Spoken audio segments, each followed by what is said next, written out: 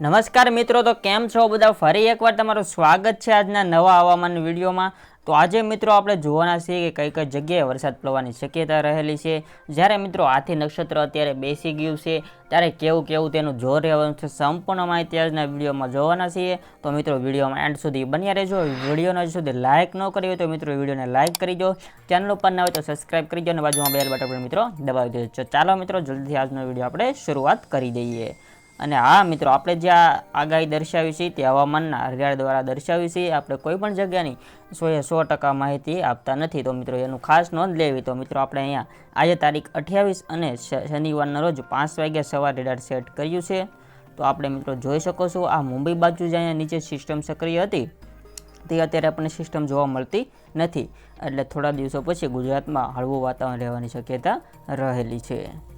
તો મિત્રો આપણે હવે આગળ વધીએ તો આજના દિવસમાં મિત્રો સવારમાં આપણે ઘણા બધા જિલ્લાઓમાં રેડિંગ જોઈ શકીએ છીએ।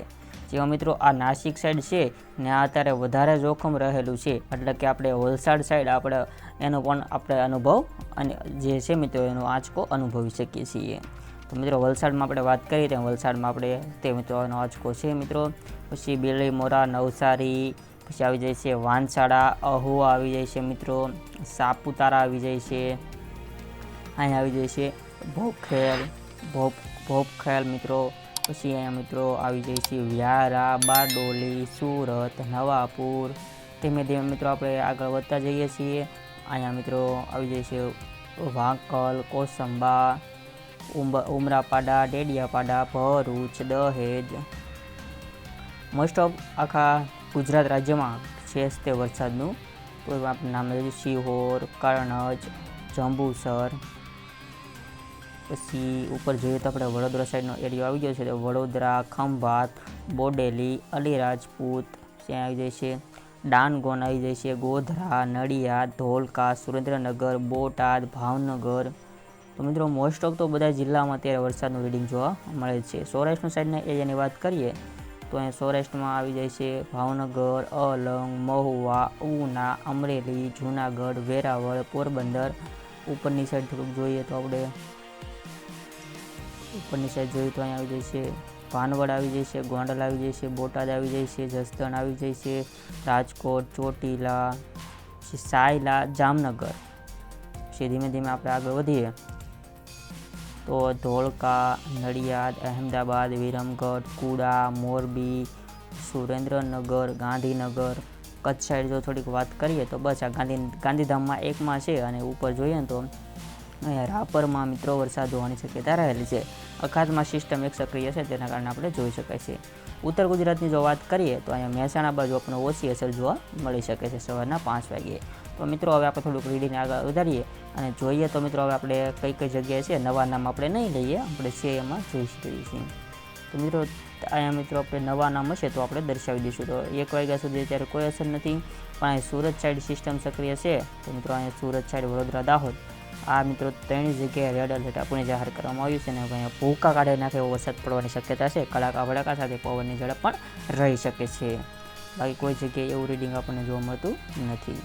બાકી મિત્રો 6 વાગ્યા સુધીમાં અહીંયા મહેસાણામાં પણ આપણે જોઈ શકીએ છીએ રીડિંગ, એટલે ઉત્તર ગુજરાતમાં પણ વરસાદ જોવા મળી શકે છે। એટલે ઓવરઓલ આખા ગુજરાતના બધા જિલ્લાઓમાં થોડો બધી જગ્યાએ વરસાદ જોવા મળી શકે છે, જેમાં અતિ ભારે વરસાદ પણ આપણે 2 દિવસ જોઈ શકીએ છીએ। ઘણી જગ્યાએ તો આપણે વરસાદ ફૂલ પડી રહ્યો છે, અને ઘણી જગ્યાએ આપણે પાણી ભરાવાના સમાચાર પણ આપણે ટીવી ટેલિવિઝનના માધ્યમથી આપણે જોઈ શકીએ છીએ।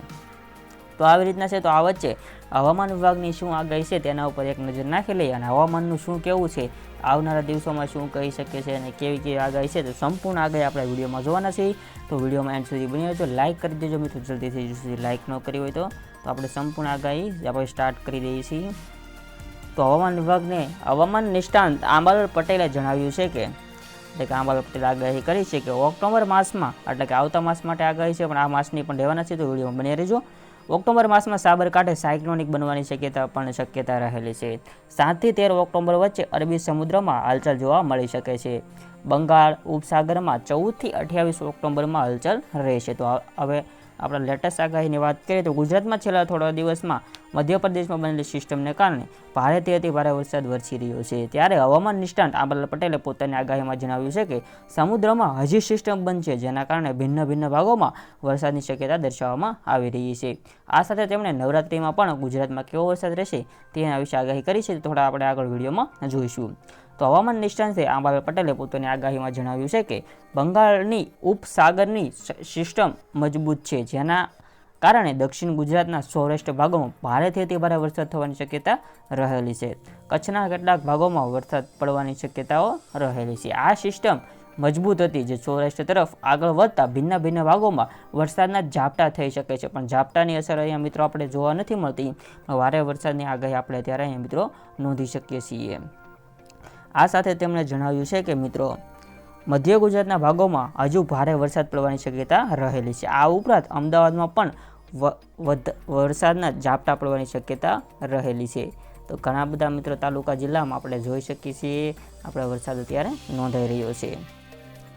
તો મિત્રો હવે મિત્રો આગાહીમાં આપણે આગળ વધીએ તો ચોમાસાની વિદાય અંગે તેમણે જણાવ્યું છે કે હવામાન વિભાગે ચોમાસાની પીછેહટ દર્શાવી છે, છતાં આ પીછેહટમાં એટલે કે વરસાદ અત્યારે મિત્રો વિદાય લેતો હોય છે, પણ આ વિદાય લેવા વખતે આ વખતે બ્રેક લાગી જવાની શક્યતા રહેલી છે. આ જે સિસ્ટમ મજબૂત છે, તેથી આજના દિવસે એટલે કે 28 સપ્ટેમ્બરે એક સિસ્ટમ બનવાની શક્યતા છે. બાદ 3 ઓક્ટોબર પણ એક સિસ્ટમ બનવાની શક્યતા છે. આ ભિન્ન ભિન્ન વરસાદી સિસ્ટમને કારણે હજી પણ વરસાદ થવાની શક્યતા રહેલી છે. જો મિત્રો આપણે સિસ્ટમ જોઈએ તો તમે તો જોઈ શકો છો, આપણે અહીં દર્શાવી હતી કે આ 3 સિસ્ટમ આપણે જોઈ શકાય છે. જે આ 3 સિસ્ટમ આપણે દર્શાવી હતી, જે સિસ્ટમ બનવાની શક્યતા અને મિત્રો આ બધા વિસ્તારોમાં વરસાદ થવાની શક્યતા રહેલી છે. તો આગળ આપણે વધી જઈએ તો વિડીયોમાં હવે તો આંબાલાલ પટેલે વધુમાં જણાવતા કહ્યું છે કે પોતાની આગાહીમાં નવરાત્રિની શરૂઆતમાં ગરમ રહેશે, જેના કારણે લોકલ સિસ્ટમ બનવાની શક્યતા છે. હસ્ત નક્ષત્ર એટલે કે હાથીઓ જે અત્યારે હાલમાં શરૂ છે, એના કારણે ભિન્ન ભિન્ન ભાગોમાં વરસાદ થવાની શક્યતા રહેલી છે. જોકે સાગર કાંઠે પવન ઘણો ફૂંકા છે. હમણાં જે વરસાદ આવી રહ્યો છે તેમાં પણ ઊભા કૃષિ પાકો પર વધારે શક્યતા રહેલી છે, એટલે કે તે મિત્રો ખરાબ થવાની શક્યતા રહેલી છે. જે મિત્રો પવનના કારણે આપણે કપાસ છે તે મિત્રો અત્યારે અમુક જગ્યાએ બાજરીની સિઝન શરૂ હોય તો થોડોક લેવાની બાકી હોય તે પણ જગ્યાએ નુકસાન પડી શકે છે. તો મિત્રો ત્યારબાદ ચિત્રા નક્ષત્રમાં પણ વરસાદ થવાની શક્યતા રહેલી છે, એટલે કે 8 થી 12 ઓક્ટોબરમાં મિત્રો આ મહિનામાં નહીં આવતા મહિનામાં 8 થી 12 ઓક્ટોબરનો પણ વરસાદ થવાની શક્યતા રહેલી છે. તો મિત્રો તે તારીખ આવશે તે આપણે વિડીયો બનાવી નાખશું, ત્યારે આપણે બહુ જતા નથી અંદર. પણ આંબાલાલ પટેલે પોતાની આગાહીમાં જણાવ્યું છે કે શરદ પૂર્ણિમાની આખી રાત્રે ચંદ્ર જો શ્યામ વાદળમાં ઢંકાયેલો હશે તો પણ સમુદ્રમાં હલચલ જોવા મળશે. 17 થી 18 તારીખે પણ સાગર કાંઠે પાણી પવન ફૂંકાવાની શક્યતા રહેલી છે, જે ઓક્ટોબર મહિનામાં રહેલી છે. તેને મિત્રો અત્યારે આપણે બહુ જાજો ઉલ્લેખ કરતા નથી. તો આજના વિડીયો મિત્રો આપણે સંપૂર્ણ આગાહી હતી તે કવર કરી દીધી છે. તો મિત્રો આજનો વિડીયો ગમ્યો તો વિડીયોને લાઇક કરી દો, ચેનલ પર નવા જ છો સબસ્ક્રાઈબ ન તો સબસ્ક્રાઈબ કરી બાજુ બેલ બટન દબાવી દો. તો ચાલો મિત્રો મળીએ આવા જ બીજા વિડીયો સાથે. તો મિત્રો આજની માટે રજા રહું છું. જય હિન્દ, વંદે માતરમ.